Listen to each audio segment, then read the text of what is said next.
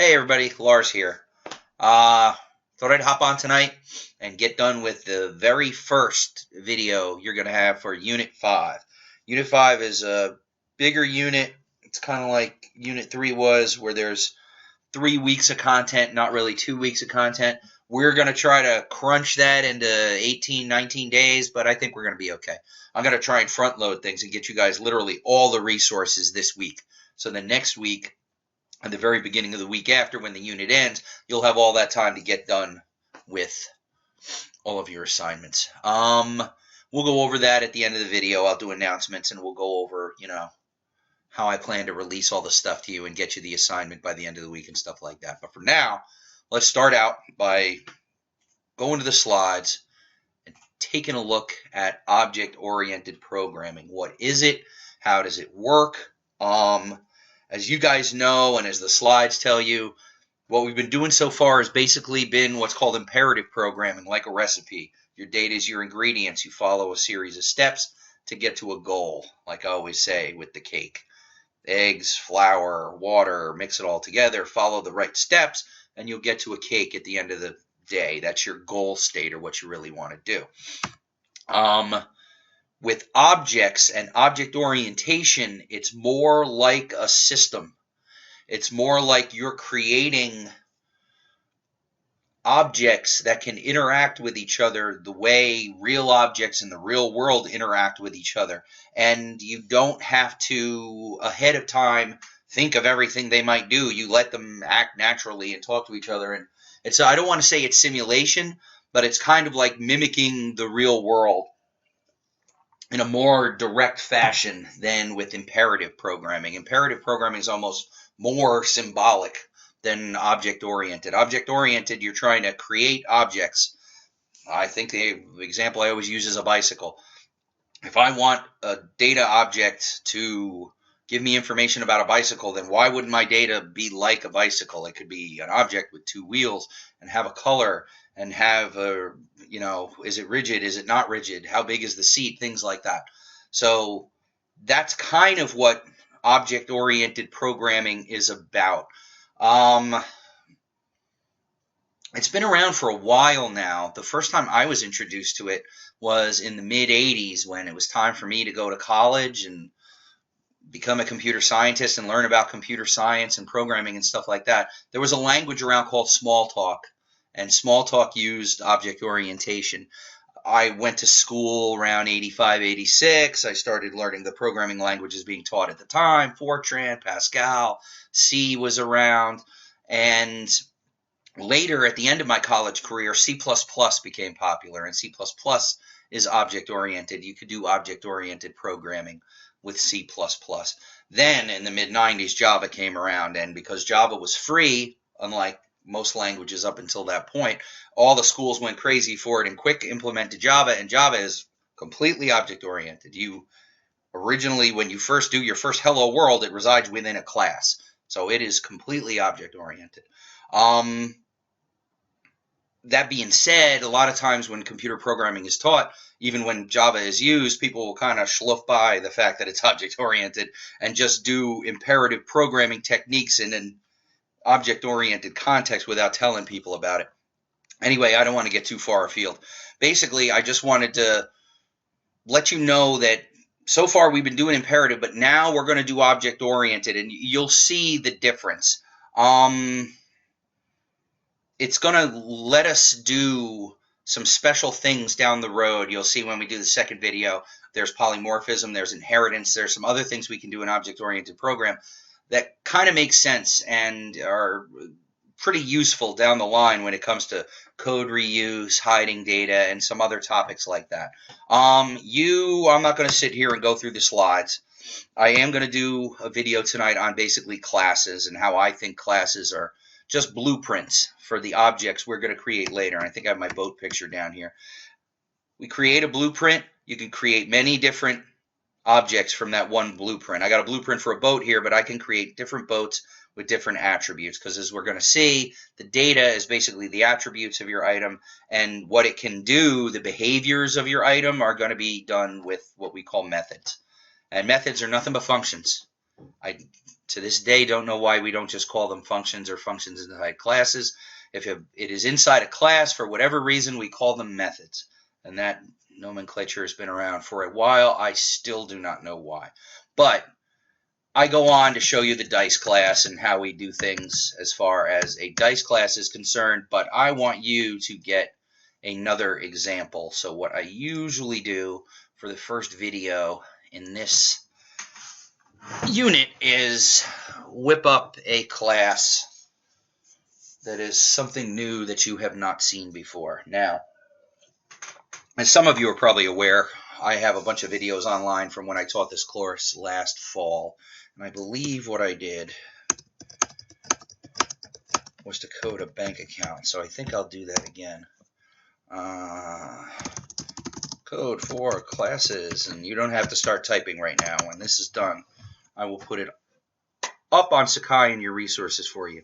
All right. How do I want to start if I want to create a class or a blueprint for a bank account? First thing I'm going to do is type the keyword class, and then I'm just going to call it bank account.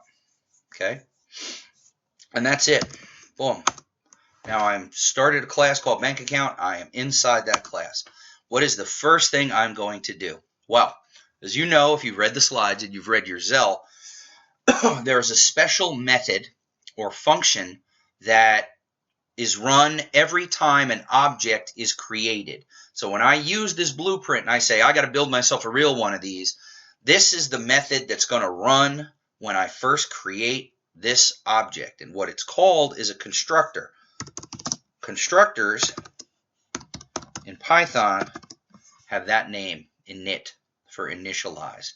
You can see in front and in back, you have what we call dunders, or double underscores. They have a special meaning in Python. Do not use dunders in your variable names. As we get more sophisticated and we start looking at other things, you're going to see what these dunders are all about, okay? But for the time being, don't worry about it. Just use it.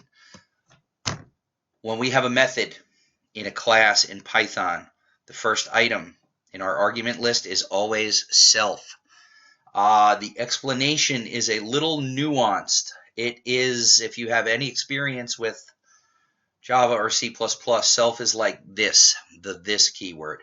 Self, right now we're creating a blueprint. So when we create our object, we don't know what the name of that object is going to be. So in order to refer to ourselves, we use the word self. And this will become more apparent as we start working with it. And I'll show you when we do this example what self kind of means, okay? When you call this constructor, you won't, when you create the item, it's called implicitly. But there are other cases where you do call it. You don't have to put a variable or a parameter in for self. It will be taken care of by the programming language itself. And like I said, this is something that's better seen when we get to it. So when I first create my bank account, when you go create a bank account, what's the first thing you do? The amount. So I'm going to put the amount in there. If I wanted to get complicated, I could do checking and take out a fee every month, or I could do savings and accrue interest every month, blah, blah, blah. You'll see how that goes down the line. I am going to keep things simple, and I'm just going to do that. What am I going to do? I'm going to do two things. I'm going to print, congratulations, you have a bank account, which is not a bad little thing. And then what I'm going to do is I'm going to create an instance variable. This is going to be a variable that's only for the object that's being created with the blueprint. And you're going to see that there are other kinds of variables down the line. But this one is just for this object. So I call it self because I'm referring to the object itself. And then I will just call it balance. So self.balance equals amount. And that's it. Okay? You're going to see how this works when I start using it. The next thing I want to do is I'm going to create a method that returns our balance. And that should be easy enough. Well, it would be a lot easier maybe if I use the proper syntax. And there we go. And as usual, I type reach run and not return. And let's straighten that out. Okay. And there we go. That is a classic example of what we call a getter. As you've seen, if you've gone through the slides, we usually have getters and setters so that whenever there is a variable inside the class, we have a way to access it and either find out what that variable is with get or change the variable with set. We are not going to do a setter in this instance because I'm going to be altering the balance with these two methods I'm about to write. I'm about to write a method called deposit, and then I'm going to write another method after that called withdraw. That's how we're going to change our variable. So I don't really need a setter in this particular instance, but I wanted you to be aware, getters and setters, usually they're done right after the constructor, or in Python, the init method. This is usually where all of the instance variables are set or given values there. All right, a little bit more work to do. The next one we're going to do is we'll do deposit. And self, and that is amount. And what am I going to do? I am going to make self dot balance. I'll just increase it by amount. And then I will print you have deposited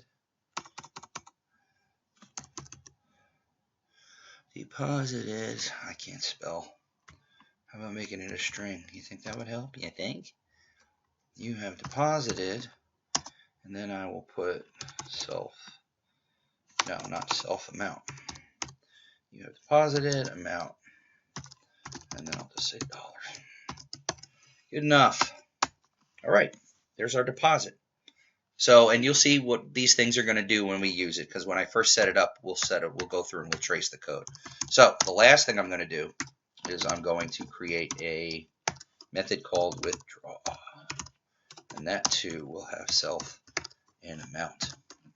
I'm using these same variable names because each time I use it, it's like calling a function. It's going to be created, then it's going to go away when I come back to the object. You'll see what I'm talking about when we run it. I must sound like a broken record. So what do I want to do here? Now this one's a little nuanced because what I'm going to do here is I'm going to say if amount, if amount is greater than self.balance, well then I can't very well take that amount out. So if it's greater than that, I'm going to print insufficient funds. Okay. Now, if I don't have insufficient funds, if I ask for the exact amount, you know what? Greater than equal to. If amount is greater than, do that. Else, all right. So good, yeah. Else we'll handle it if it is the same or if it is greater than. I'm going to make self dot balance minus amount because I'm withdrawing it. And then at this level, I'm going to print you have withdrawn amount dollars. Okay. And that's it. I mean, as far as simple bank accounts are concerned, that's really all we need. We've got a way to get our balance and check what our balance is. When we first start our account up here with our constructor, we create the bank account and amount is given to the variable balance. And then get balance returns to what the balance is. Deposit adds something to it. Withdraw takes things away if you can, if you have sufficient funds in there. So how does this work? We just defined a class, which is kind of like defining a function, and we don't really use it. Were I to run this, it would run, and it would be okay. Look at that, no syntax errors yet. What are the odds of that keeping up? Not very good. Everything ran, everything was fine, no errors, because we haven't done anything yet. We just defined a class, and like defining a function, we want to use it before we do anything. So how do we use it? Very simple. I'm going to say my account equals bank account, bang, bang. So now I have my account equal to bank account. So I've taken that class and I've instantiated the object. So when I run this line right here, I have now said the name of my object is my account. Give me something there that use the class bank account to create it. So what happened? Python went up here and looked for something called bank account that existed, so it ran the constructor. And you'll see when we run things, well, we'll run it right now. You'll print congratulations and you'll have a balance. So if I save this now and I run it, oh, that would be nice. I need to, I'll let you read the error a little quicker than that. Everything blew up because I called the constructor and I was missing an argument. And the argument was the amount I want to start with. Let's start with $500. Wouldn't life be nice if we could do that? I'm going to put in a comment in a minute. Hey, congratulations, you have a bank account. I don't bother to print the balance. I should later, but that's because I'm going to do it this way. I just return the balance. It's a fruitful function, so I want to make sure I grab it and do something with it. So I'm just going to print it.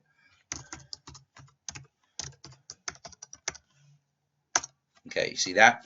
I call my account dot, and that's how we call methods on our new object. My account is the object. I created it, and I set that variable equal to 500. And then I said print my account, and boom, it shows you the 500. All right? Let's trace it right now, and then I'll trace the other two things after I do them. What's happening here is when my account equals bank account, 500 is called, it comes up here and it finds the class called bank account, and then it runs the constructor. So self is spoken for itself. Technically, self is my account. It's this particular object. And then amount, well, amount is 500. So I print congratulations, you saw that over here, and then I set self.balance equal to amount. So that was equal to 500. So now this object has one instance variable called balance that contains the amount, which is 500. So what do I do down here?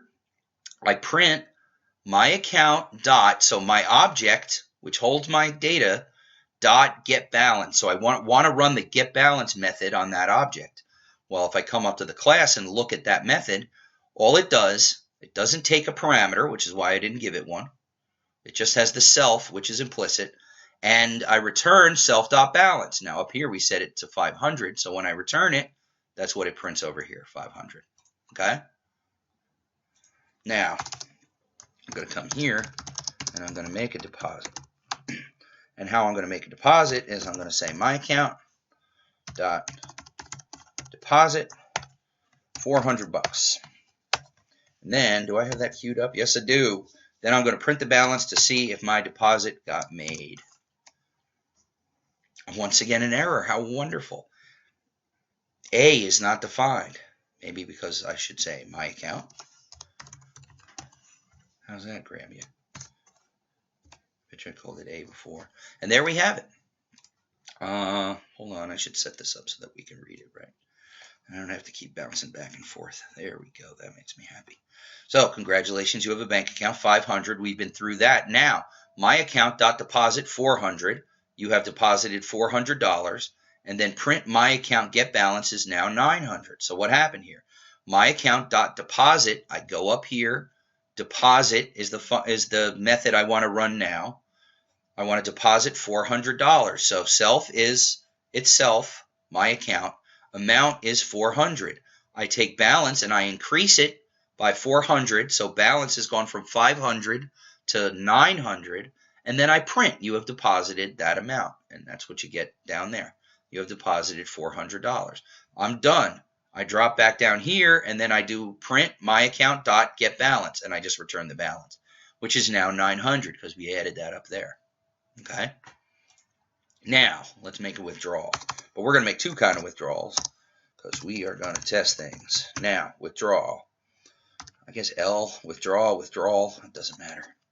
All right, I'm going to say my account dot withdraw. That matters because the way you spell it in your class is the way you got to call it. And I, at first, I'm going to be a good doobie and stay within my bounds and only withdraw $300. And then I will print the balance after that. All right, so let's see what we get. And of course, it happened again. Because I did A again. Because I saved with A. Let me do this. My account.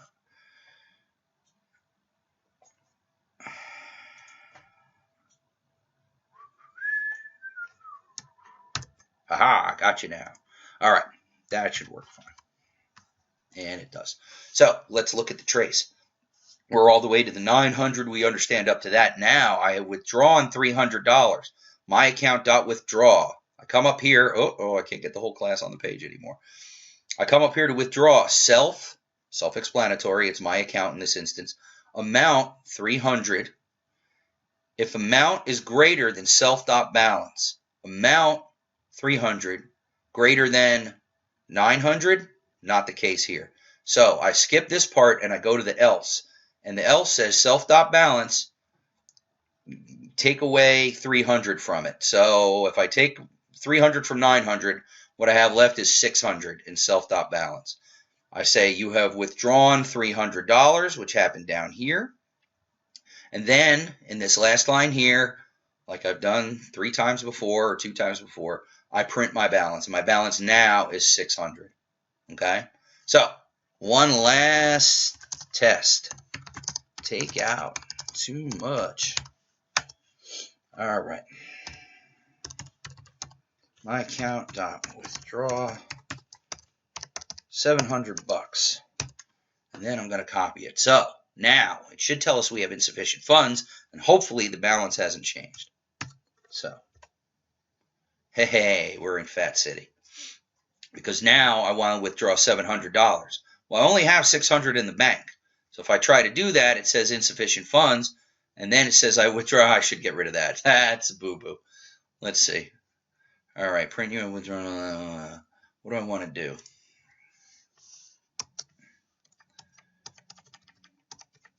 There we go.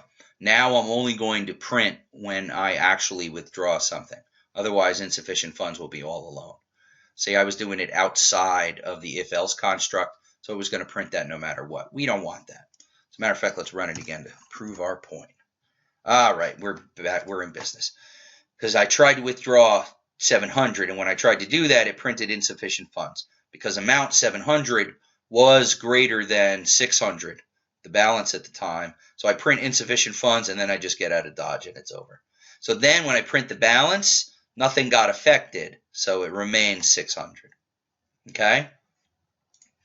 I will take this code, and I will put it up in your Sakai resources, so you got no worries about, not having this around to be able to play with it, test with things, look at how I did things. I know you have the DICE class. I know you have the student employee class from the slides. I want to give you a third example, this, like looking at a bank account. Because once you write this code, this class right here, what you would do, similar to what you did with is Harshad or is Siete or stuff like that, is you would put it in a library. And it would always be there for you to use. And then you could import it. You can import classes just like you were able to import functions and just like you were able to import variables. Okay? So remember, this is Python. This is computer programming. Everything we learn is going to build upon what we've learned in the past. All right? So this is a little different way about thinking about things because you have to create that blueprint first. And you have to think about the different things that blueprint's going to do and is going to want to do ahead of time. So that when you actually create the object and use it like we did down here, it behaves the way you want it to behave. But once you have that class written and off into a thing, then anytime you wanted to write a program that had to do with a bank account, you've got that problem licked.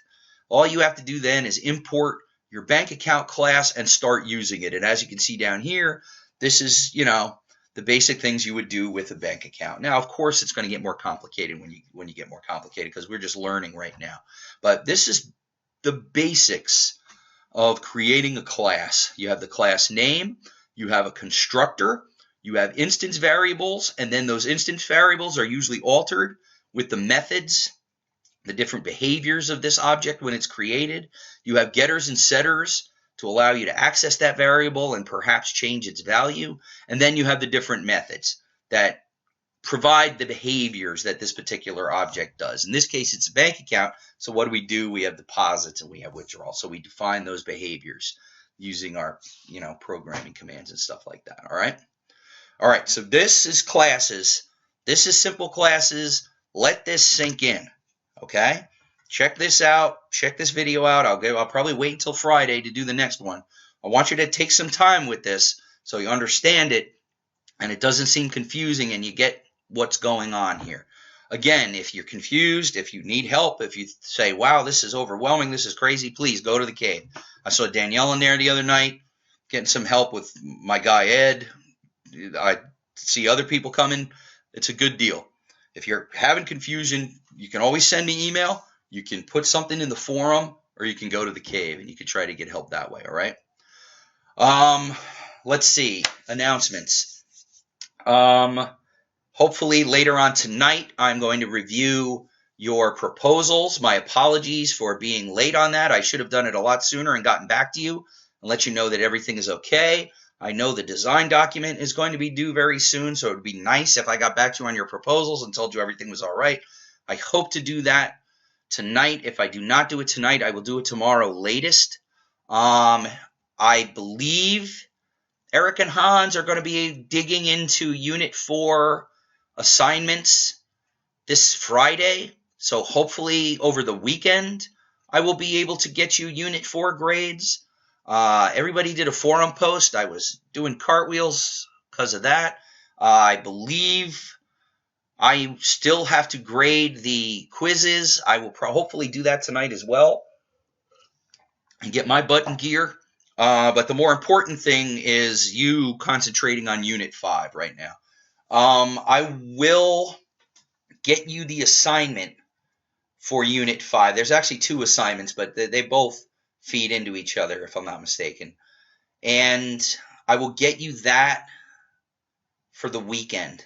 That way you will have 2 weekends to work on it, plus all of the days next week and the short little period of time in that week that leads up to the 20th, because I believe the end of the unit is the 20th. Semester's creeping away. I mean, what's today? The 6th? A month from now, we're gonna be done. It's got to be the end of the semester, and commencement's the 14th, right? Or the 15th of May? I think the 14th. So things are coming fast. Make sure you get this stuff done. Make sure you use your time now to hit these resources. I know I sound like a broken record, but when you see the assignment and when you see what you have to tackle, this unit does not suffer procrastinators. You need to hit these resources now, because if you hit them now and you say, oh, I don't really understand this, you have time to go to the cave, to write me an email, to put something in the forum. If you decide you're going to wait until the 18th of this month and then look at all this stuff, you're screwed. No nice professor way to put it. Just you're screwed. So don't let that happen to yourself. All right? Make sure you get all that stuff done. Other than that, I think we're in pretty good shape. Let me think. No, that should be enough. I don't want to start freaking you out about the design documents or the other things. I just want to remind you that the next unit, Unit 6, is not going to be like the other units. It's going to be more like a review. It's going to be more like just exposure to topics, and you are going to have time to work on your code and work on your final project. So while things are going to get tight pretty quick in the next 3 or 4 weeks, I don't want you to freak out. Unit 6 is not going to be like the other units. It's more like a tour of data structures. You'll get one simple assignment that works with something called linked lists. You'll learn what they are. But after that, you're going to have the majority of time to work on your project, so you're going to be in good shape, all right? Don't think I left anything out, but if I did, It's not a problem because I'll be back to you on Friday, hopefully, with the second video where we'll look at inheritance and polymorphism. And then over the weekend, I will probably do the third one, which deals with a bunch of niceties and a bunch of little extras, things like deconstructors and class variables and overriding and what overloading is and why Python doesn't support it and a bunch of things like that. All right.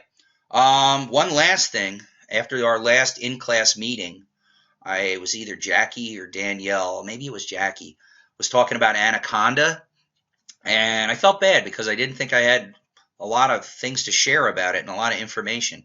So I went back to school and I found a copy of Anaconda and I loaded it on my machine, and it's pretty neat. There's some good things about it. So I was thinking somewhere down the line I may do a video and let you know about Anaconda, because it does come with maybe 200 of the Python scientific libraries already preloaded. And it comes with a really nice IDE called Spider, which I found to have a couple of really good features built in for debugging and examining objects and for doing some other things along those lines. It's like idle, it colors the code, it does a whole bunch of other things. So I may do something as far as using Anaconda. I don't know if I'm going to go so far as to use it in the course in the summer or in the fall. Not that you would care about that stuff, but I don't know if I'm going to go that far. But it does seem pretty nice, and if you install it and you get it installed on your system, it does have matplotlib sitting there ready to go, and it works out of the box. They pride themselves in having all of those libraries and all of those dependencies already sussed out, so that when you install it, it's ready to rock and roll. But that may be for the future. We'll see what's going on. You worry about classes. You worry about the slides. You worry about Zell. This Friday, I'm going to get you a second video, and I'm going to get you the homework assignment, and then I'll get you the remaining resources over the weekend. And knock wood, you're going to be fine, and everything's going to be cool, okay? Okay. Then you be good, and I'm getting out of here, and I will see you in a couple of days, all right? Take care. Bye.